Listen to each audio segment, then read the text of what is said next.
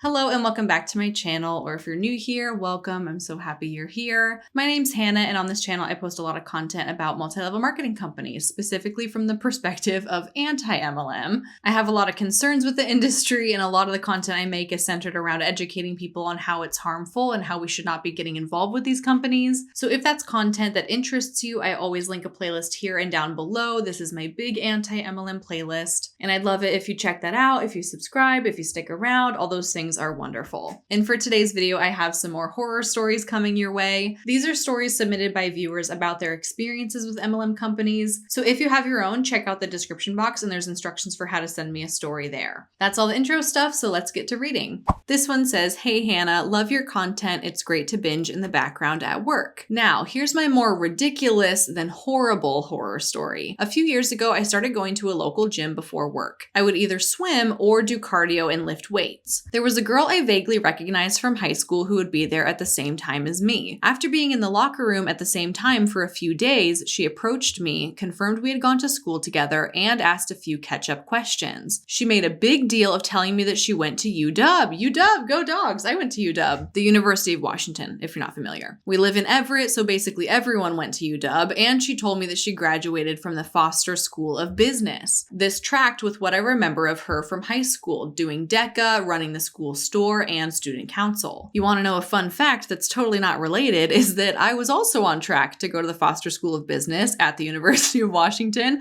Was I a classmate of hers? Hold up. Wait, your story says that it took place a few years ago, and at that point, this person had graduated from the Foster School of Business, which lines up pretty perfectly with the timeline of when I was at UW. So how crazy would that be? There's probably no way to tell at this point, but how coincidental would that be if her and I happened to have the same classes or something? I was on the Foster School of Business track for like the first year and a half of college until I realized that I hated it and I switched to teaching instead. Anyway, kind of unrelated, but also kind of coincidental. That would be crazy. We chatted like this for a couple days before she started talking about meeting with her entrepreneurial mentor and how she's learning to hustle to make her millions. I thought it was a bit weird to share in the locker room, but I'm not a confrontational person, so I would just nod and finish getting ready. Somehow in all this conversation, my own degree and my own career never came up. Finally, there was a day when I was swimming for my workout. I get out of the shower and head to my locker. As usual, she's in the same section of lockers as I am. She starts talking more and more about her business opportunity, and finally, as I am literally naked putting on my underwear, she asks if I want to get coffee to talk with her about a business opportunity. I politely informed her that I'm a civil engineer and I'm really not interested in starting a business. After a few awkward minutes as I got fully dressed, she gathered her stuff and left. She never talked to me again, not even a hello. I did see her talking to other women in the locker room though. I didn't realize it at the time, but she was clearly trying to pitch me on Amway. This was only a year or so after we graduated college. I think she must have assumed that I had a liberal arts degree without a defined career path, and I would be an easy target for recruitment. Once she realized that I had a professional degree and a job in my field, she gave up. I just felt bad for her. I knew it was an MLM of some sort at the time, and I honestly felt bad for her. First, for the fact that she had a business degree but managed to get sucked in, and second, that she was clearly so desperate to recruit that she was grasping at the captive audience of a gym locker room. Keep up the great content. This story hits close to home for me, obviously. I went to that exact same school. The timeline of all of this is making it pretty likely that we were at the same school at the same time, perhaps even taking the same classes. And just knowing what I know about Amway in particular, and about the fact that MLMs are pitched really heavily to college kids on college campuses, it makes me sick to think about that this was potentially happening at my school. I know it happens, I know it's common, but it's really irritating to me and aggravating to think that one of my classmates, one of my peers potentially got sucked into Amway, and that there's a good chance it was probably pitched to her on the college campus. That's just it really grinds my gears. Too close for comfort. I really don't like hearing this at all. And how sad that she graduated from Foster School of Business and is now in Amway. Foster School of Business is a fantastic program. People who graduate from Foster tend to go on to like the big companies, Microsoft, Amazon, Boeing. There's tons of huge companies in Seattle, and the Foster School of Business to huge company pipeline is pretty strong.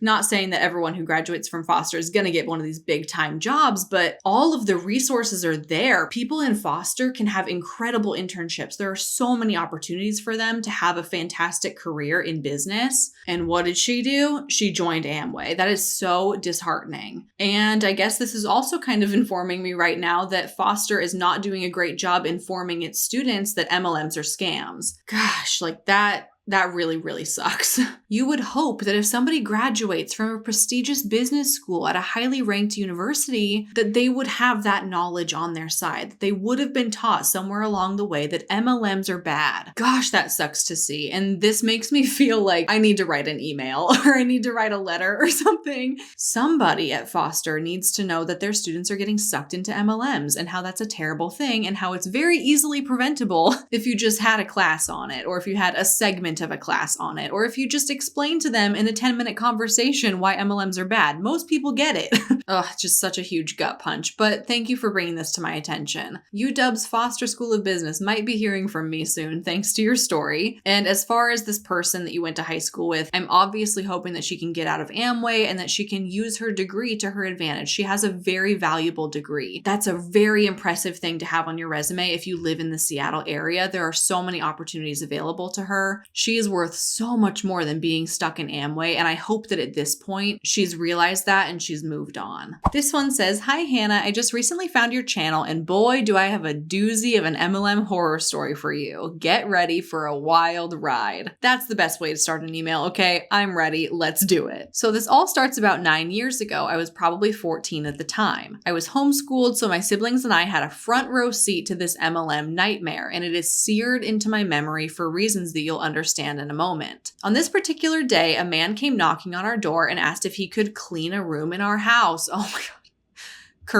Kirby vacuum salesman, calling it right now, so he could test out his products for this new business he was starting. My mother tried to turn him down, but he was very insistent and she felt sympathetic, so she told him he could clean her new couch, which we had just gotten secondhand. To be fair, it definitely did need a deep clean. The man happily lugged this huge vacuum and duffel bag of attachments into our living room and began doing a demo, showing us all the different things this Kirby vacuum could do. Now, us kids were very confused as to what he was doing, and my mother was getting increasingly more exasperated as time wore on. Cut to 3 hours later, and this man is still here. Not only that, but the couch was still very much dirty. Okay, pause. This is something that just popped into my mind that I don't think I've ever addressed before. We've had several stories on this channel of Kirby salesmen wedging their way into your house and way overstaying their welcome. And now here's my question, okay? Because they always say, "Can I clean a room in your house? Can I show you how this product works in one room or on one mattress or on one couch or whatever?" But it takes them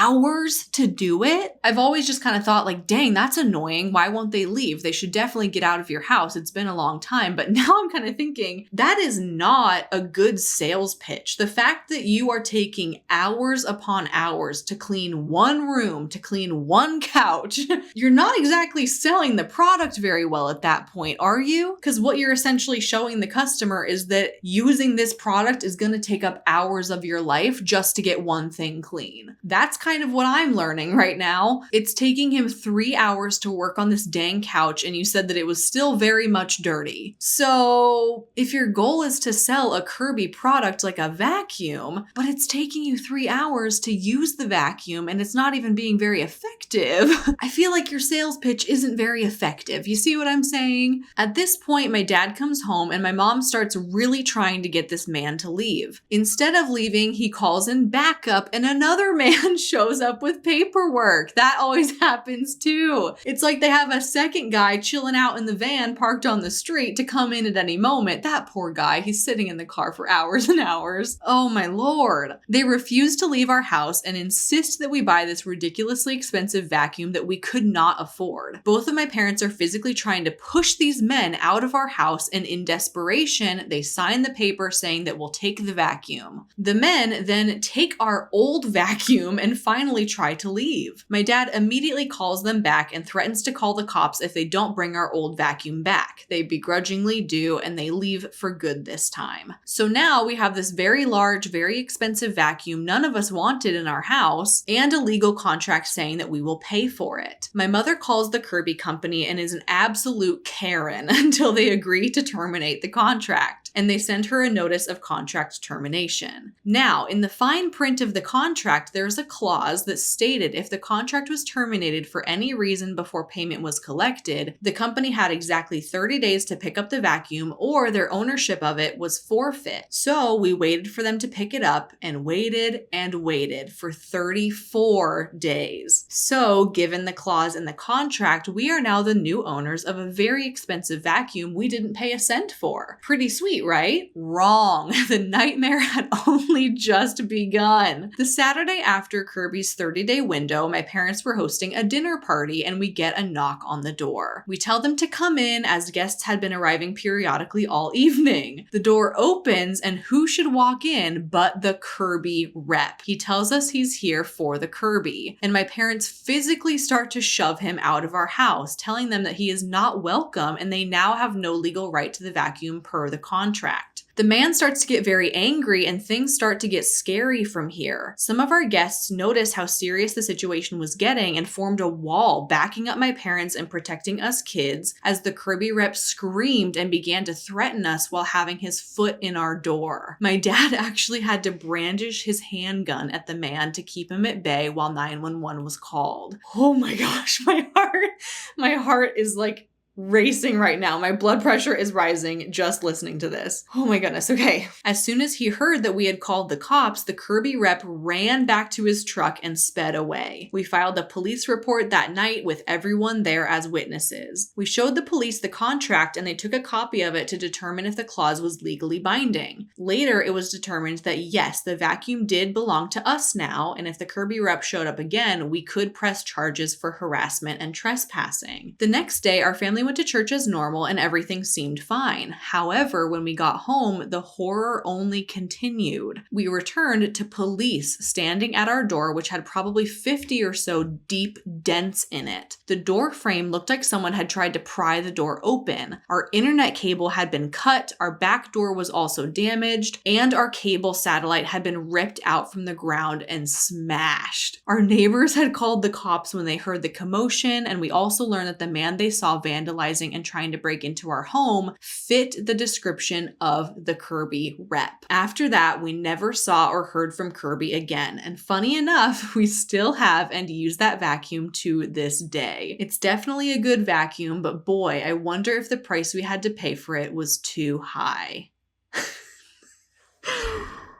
Oh my God. I'm floored. I'm floored by this story right now. This might be one of my favorite stories I've ever read, you guys. This is so good. You don't need my commentary right here. You know that this is ridiculous. You know that this is crazy. I've never heard anything like this. I'll say that. Because typically you hear about MLM reps perhaps being like emotionally abusive or like, you know, using their words to try and hurt you, to guilt you, to shame you, to make you feel bad, to prey on you, all of those kinds of things. But I don't know that I've ever heard a story that focused on things getting actually physical, like people putting their foot in your door and being forced out physically from your house and then coming back and like destroying your personal property, getting the police involved. This is scary, honestly, terrifying. I would not want to be in that situation. And my goodness, it's a vacuum. It's not that deep. That's the thing that I just can't get past is how seriously these door-to-door salespeople take their jobs to the point where they have customers pulling guns on them, calling the cops on them, forcing them physically out of their house. For what? For a vacuum, you guys, a vacuum. It is not that serious. Your life is going to go on if you don't make this particular sale, okay? They just take it to such an extreme level. Like we never would have arrived here if he had just left your house upon being asked politely the first time. I personally don't feel like your parents overreacted at all in this situation. I think they reacted very appropriately because at that point, this guy is a threat to your safety. He's not leaving your house. He's not leaving you alone, and he's kind of like posting up and getting physical about it. What else are you supposed to do at that point? Like, I feel like your parents did what they needed to do to get the situation under control, but they should never be put in that position to begin with.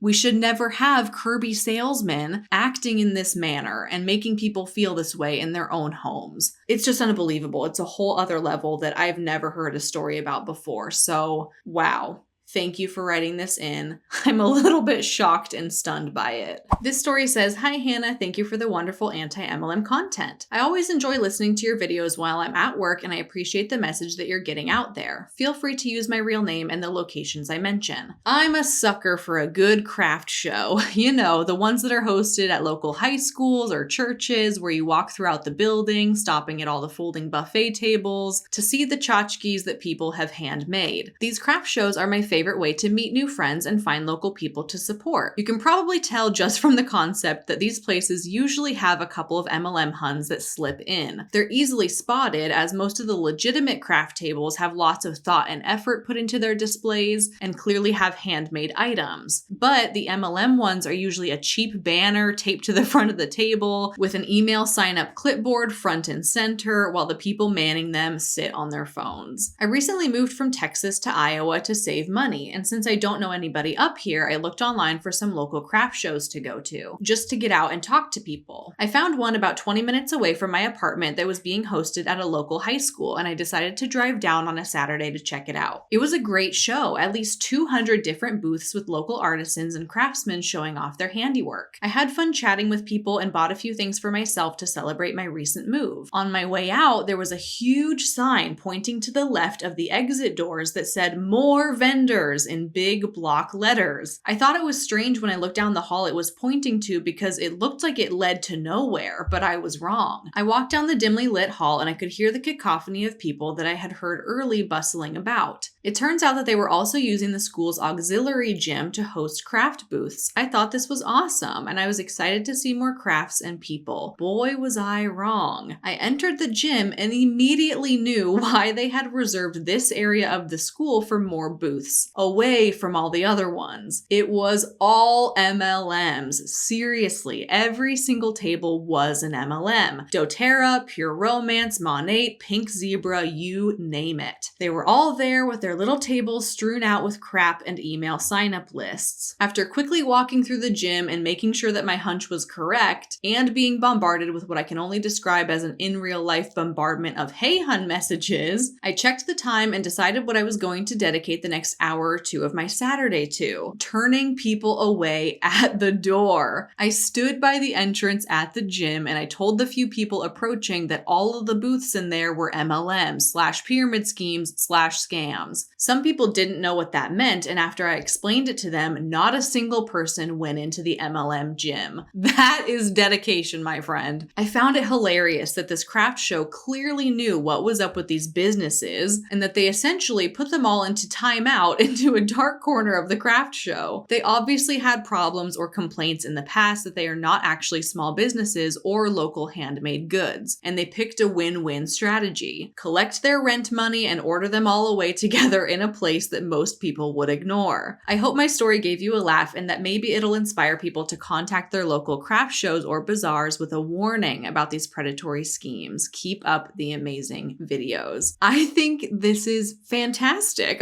honestly, because I agree that this could be seen as a win-win situation for the people hosting the craft fair, right? MLM reps love to masquerade as small business owners who have a product to sell, and they love to enter themselves into these craft shows or fairs and take up a booth to be able to pitch their product and business opportunity to all these people walking by. And like you've made it very clear in your story, that's not a small business. That is not a local artisan, a craftsman. They don't have a product that they have handmade. They are a salesperson for a pyramid scheme, essentially. And it's typical for people attending these craft fairs to get really annoyed by that. Like, come on, that's not the kind of company I'm trying to support. You're a salesperson for a huge company. You're not a small business owner. You don't really belong here, honestly. So it has been reported to me that some craft fairs have like a no MLM policy, basically. But like you said, this could be a good solution, I guess, just to kind of group them all together, whether that's like one section of the craft show or a completely different room, because I guess then they could still buy a booth and they could still participate and they could still try and make it work that way, but they're kind of secluded off in their own little area that people don't have to go subject themselves to if they don't want to. I would personally love that as a customer, right? To be able to go booth to booth and support actual small business owners, actual artisans, and not be intercepted all the time by people who are trying to pitch me a pyramid scheme and try to recruit me into their downline. Hi Zeke, how's it going? That's really frustrating for a lot of customers who attend these craft fairs, and so it would be nice to give those customers the choice, the option to subject themselves to the MLM pitch if they want to. Because some people do like supporting MLM companies, and that's great for them, I guess. That's a personal choice. But it would be nice for everyone else to not have to be bombarded with it if they don't want to be. I just love this idea of you standing outside the door and turning people away and kind of informing them like, hey, these are all MLMs. If you don't want to be pitched for a pyramid scheme, don't cross the threshold. Like, that's so funny to me. And it sounds like once you explain to people what an MLM was and what was going to happen to them if they went into that gym, that they turned around. They didn't want any part in it. So maybe in the end, if you really want to frame it this way, maybe you did them a favor, right? Maybe you prevented those MLM reps from wasting all that time and energy pitching to people who weren't going to sign up anyway. Depends on how you think about it, I guess, but this is a very entertaining story. Thank you for sending it in. This story says, "Hi Hannah, my name is Sammy. Feel free to use it. I love listening to your content during my lengthy commute to and from work, and I appreciate all the effort you put into your videos. I've never watched one, sorry, and I've never needed to in order to capture the full understanding of what's going on. You are so appreciated. Side note, don't ever apologize about kitty interruptions. They are a delight." I get told that a lot, actually, that people don't physically watch my videos. They listen to them like podcasts, which I think is great, and these horror stories are really conducive to that. My experience is with Primerica. This is one of those they almost got me stories. To set the scene, in 2019, I was 21 years old working as a server at an Applebee's and broke beyond belief. I mean, 12-hour days, 7 days a week, and just barely keeping my head above water. So I'm at work and I'm seated with a party of 4, 2 clearly married couples wearing business attire. The weird part was that they all had paper handwritten name tags on. They were extraordinarily friendly, so after a while I inquired about the name tags, and they told me that they had just gotten back from a couples retreat. Apparently, the 2 couples had gotten along so well on the retreat that they decided to have a meal together before parting ways. I remember being in awe at how cute that was. Fast forward to the check, and one of the men demanded that he pay the tab. There was the typical back and forth, but he paid and left me a generous tip, around 40%. While I was giving my goodbyes, he asked if I liked my job. Surprised, I answered honestly, saying that I didn't, but it paid the bills. He told me I should come and work for him, saying that he could tell I would be good at it considering how friendly and attentive I had been the whole time. Going on to say how good Applebee's would be for my resume since I obviously have tons of experience working with the public and I'm so good at it.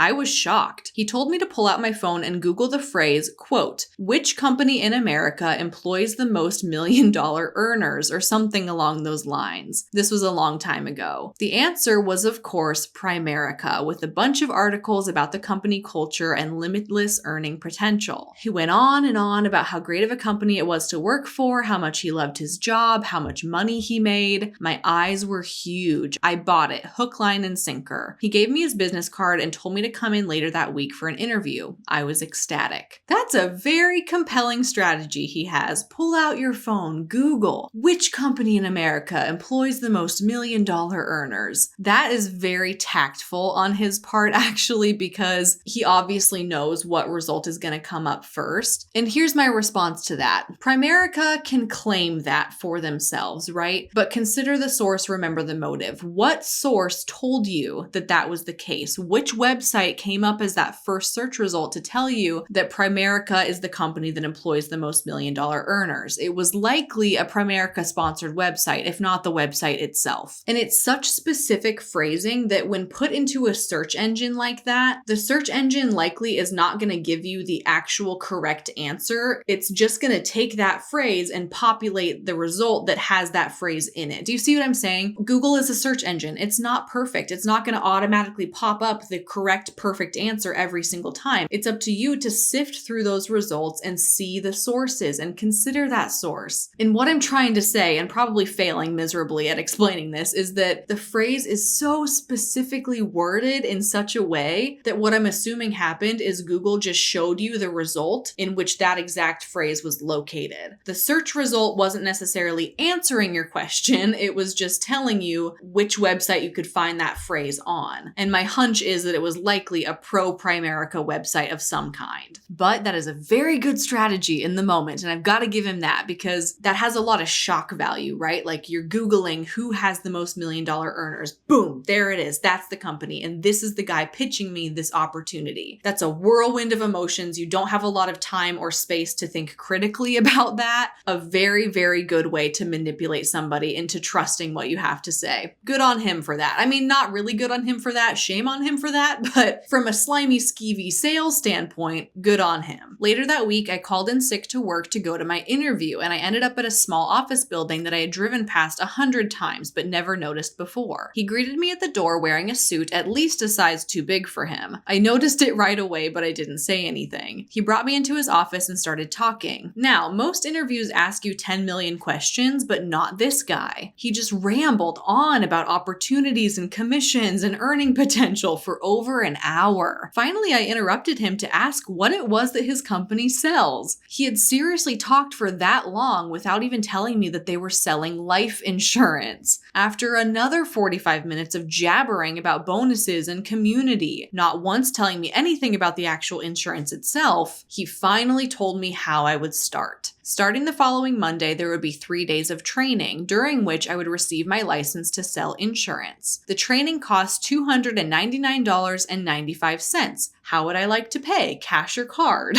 I was shocked. What kind of company expects their employee to pay to get trained? I couldn't have even afforded it if I wanted to. I was already drowning. So as politely as I could, I told him that I would not be paying for that, and he was floored. Could not believe I would say no and demanded to know why. I just explained that I needed to make sure my bills for the month were paid before I was able to spend any money on anything else. This relaxed him, and he shook my hand, letting me know that when I was ready, Primerica would be waiting for me. Now, at this point, I'd never heard of an MLM, but as soon as I got back in my car, I Googled, is Primerica a scam? And the answer was an overwhelming yes. I was furious. I had taken a whole day off of work just to waste a collective 3 hours listening to some jerk try to trick me out of my money. He then continued to call me and leave voicemails every day for the next 2 weeks. For years, I berated myself for falling for the ploy until I came across your videos. Finally, I was able to learn what an MLM was and realized that he was a victim too, doing what he thought he had to do. Anyways, thank you for reading if you did, and I greatly appreciate you and your content. Oh my gosh. I mean, how interesting, right? That when he tells you what to Google, you get a perfect result. But when you Google on your own, you get the honest result. You get the more factual result.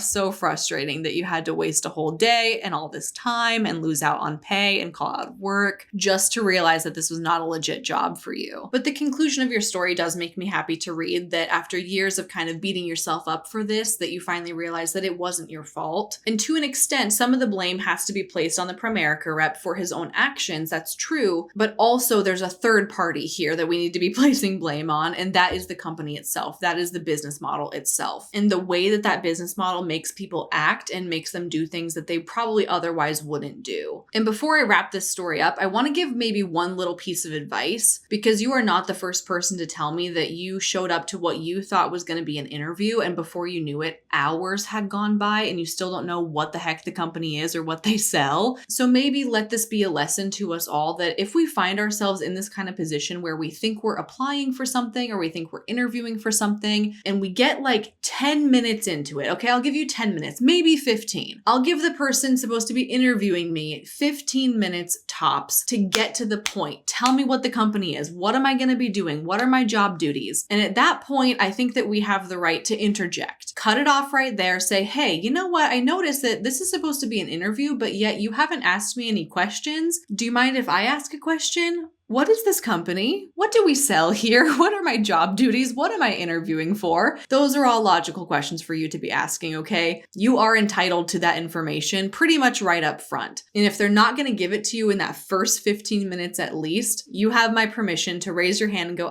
excuse me, before I waste any more of my time here today, can you just tell me what we're doing here? And hopefully that can save some people from wasting entire portions of their day dedicated to listening to some pitch, even though they have no idea what it's about. Maybe if you think you're going into an interview from here on out, just have that little nugget of information in your mind, okay? Set a time frame for yourself. Go into it with the understanding and with the promise to yourself that if you don't get all the details within this certain amount of time, you have the right to interject so that you can get the details, or you have the right to get up and walk out the door if it sounds like it's something sketchy. That's my little piece of advice that I want to leave people with, because this is crazy how many people are wasting their lives away sitting in these stupid interviews when they could be doing so many more other productive things. It's not fair to have your time wasted like this, so don't let your time be wasted. Thank you so much for sending in this story. This story says, "Hi Hannah, my name is Ellie. You can use my name in your video. I recently found your YouTube channel when one of your MLM horror stories was in my recommended." That's great. "I ended up falling down the rabbit hole and watching a ton of them. As soon as I saw you were taking submissions for MLM horror stories, I knew I had to write in. Please forgive me as I'm dyslexic on top of having seizures that has made it hard for me to read and write. I hope that's okay. I'll start by saying I was a teen mom. I was barely 17 when I got pregnant, and I was still 17 when I had my daughter in 2011. It all began halfway through my pregnancy when one of my friend's moms started talking to me about this wonderful work from home opportunity that she had for me, that I could be with my baby and still make money for her needs. Red flags are already going off for me because in the United States, for most MLM companies, you have to be 18 years old to join. So what this tells me is that she looked at you and your circumstance of being a teen mom, and it sounds like she was kind of already jumping at that opportunity to pitch this to you, even though you couldn't join at that exact moment. Maybe like the day you turn 18, you could jump into it or something. That's crazy. It sounded marvelous. She let me know that it was a business that sold adult products, but being that I was a teen mom, I already knew about the birds and the bees, and it wouldn't be a problem. That put me off to it, and I let her know that I was no longer interested. I was lucky enough to have supportive parents, so I didn't need the job that bad anyways. She never did tell me what the name was, but I had just always assumed after the fact that it was pure romance. Don't you have to be 18 to join? Yes,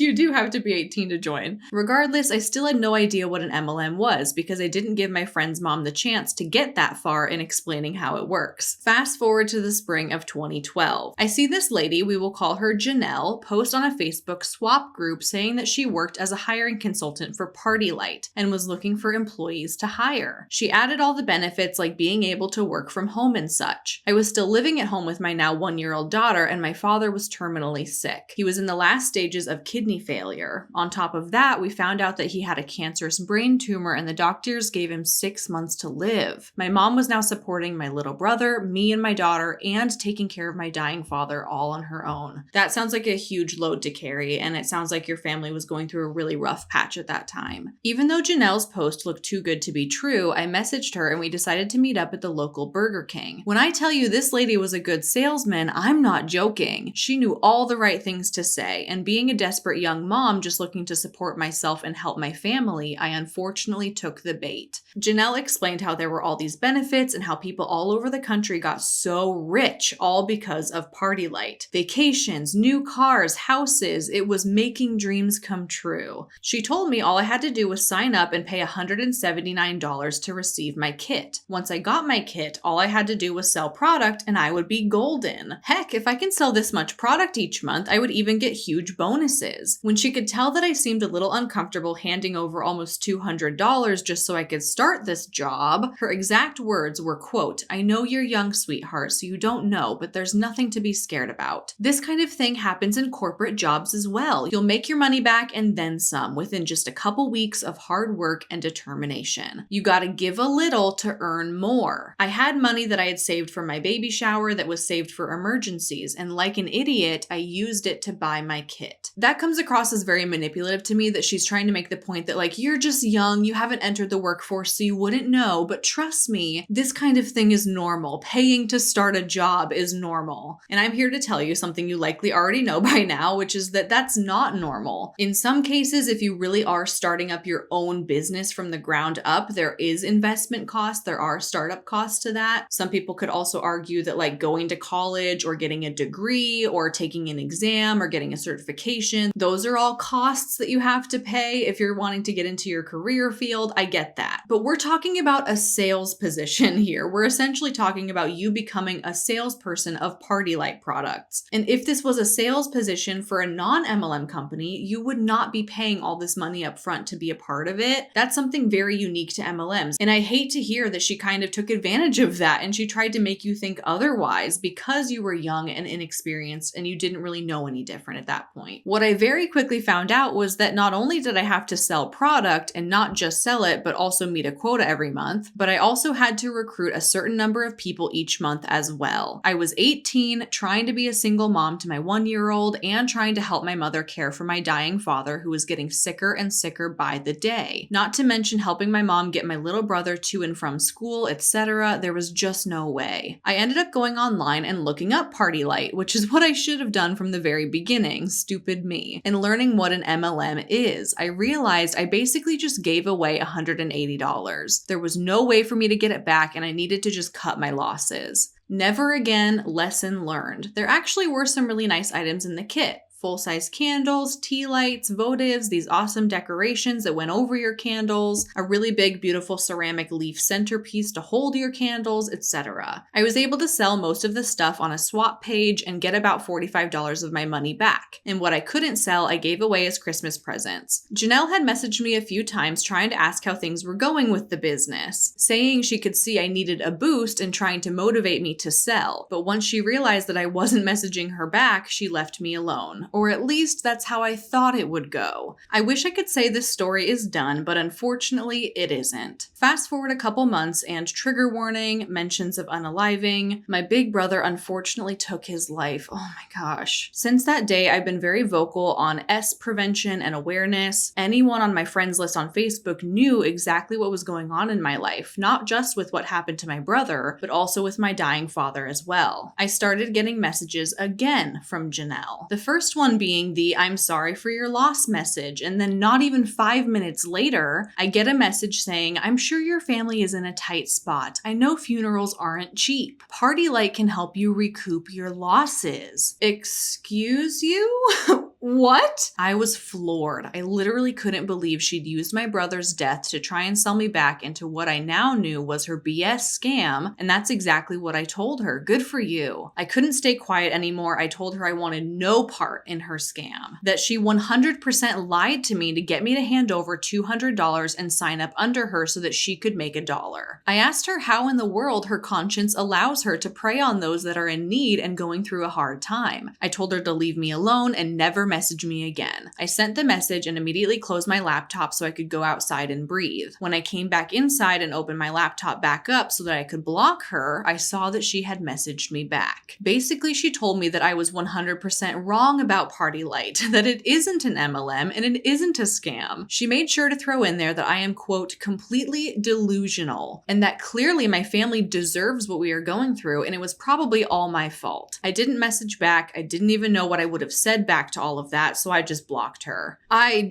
don't even know what to say to any of this because it's so ludicrous. That kind of behavior is so unacceptable and so uncalled for that I can't even try to reason with it. I can't even try to explain it away. What a vile way to approach that situation, you know? She was taking advantage of you. She was preying on you and giving you false information, and when you call her out on it, her tune changes at the flip of a switch. All of a sudden, she's not so sweet and trying to help you with the Party Light business. Now she's insulting you. Now she is offending you and intentionally trying to throw salt in a very open wound. This goes beyond the MLM, right? This is just basic human decency and respect. If somebody is clearly going through such a hard time as you were at this time in your life, and she knew about those struggles because you were so open about them, and she can't find it in her to find an ounce of compassion or empathy for you in that moment, that runs so much deeper than the MLM. That's just being a heartless person, in my opinion. She turned on you instantly. As soon as you said you didn't want to be a part of her MLM anymore, all bets were off. She couldn't care less what you were going through. Fast forward to December 27th, my father ended up having a massive seizure. He was on hospice and we knew the end was coming. On December 30th, my father passed away in our home, surrounded by my mom, brother, and me. It was horrible. We had just lost my brother 6 months prior and now my father. In between those 6 months, my baby cousin had passed away too. We were all emotionally exhausted. Remember the friend I mentioned at the beginning whose mom tried getting me to join her MLM? Well, I never did hear from the mom again. However, my friend had messaged me. We will call her Kathy. I should mention that I hadn't talked to Kathy since I was pregnant with my daughter, so I really wouldn't consider us friends anymore. The day of my father's funeral, I get the "Hey girl, it's been so long, how are you?" message. We were genuine friends in high school and a lot of people were checking in on me, so I thought nothing of it. I messaged her back saying that I was okay and that I would want to talk to her more later because I was currently at my father's funeral. She messaged me back saying that she just needed to tell me something really quick and it would only take a minute of my time. I had already turned off my phone, so I didn't see this message until after. I asked her what was up and she said, "Have you ever heard of Unique?" I told her no and she started her sales pitch. "It'll change your life. We donate to women's shelter, so it's a great cause. New cars, vacations, blah, blah, blah." From the sales pitch alone, I knew exactly what she was doing, but given my experience with Party Light, I researched into Unique. Yup, of course, another MLM. I messaged her back and asked her why in the hell she would think it was okay to try and sell me on her MLM in the middle of my father's funeral. Kathy, of course, claims that she didn't know it was my father's funeral, and I told her to scroll up and reread my very first message to her saying that I was busy at my father's funeral. She did know, she just didn't care. Then she claimed she thought she'd be helping me out, and if anyone needed the opportunity, it was me. I told her how absolutely disrespectful and absurd it is that she did this and that she should be ashamed of herself. Then I told her for the sake of our friendship we had all throughout high school and the wonderful memories I have of her, I wouldn't block her, but to never ever message me about her MLM scam ever again and to please leave me alone to grieve. Fortunately for me, she did, for a while at least. I will say that she did in fact message me quite a few more times trying to get me to sign up for Unique throughout the next couple of years. Each time I just ignored it and I did eventually have to unfriend her from Facebook.